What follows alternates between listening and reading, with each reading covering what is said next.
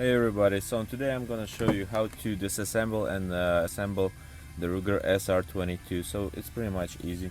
First of all, you gotta pull out the clip and make sure there's no bullet in the chamber by just looking into it, making sure there's no bullets. After that, it's pretty much easy. You see there's a lock right next to the trigger. Pull it down all the way down.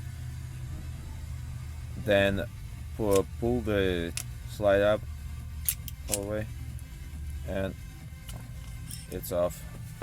And then there is a small spring with the guide rod.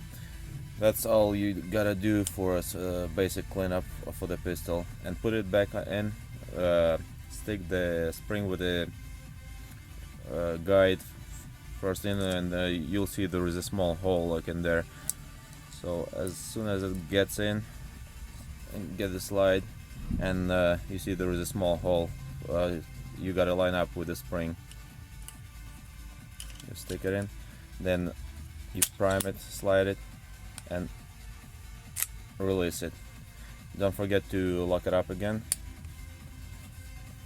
Put the clip in, and then just decock the pistol. That's pretty much all you gotta do for a basic cleanup. Thanks for watching.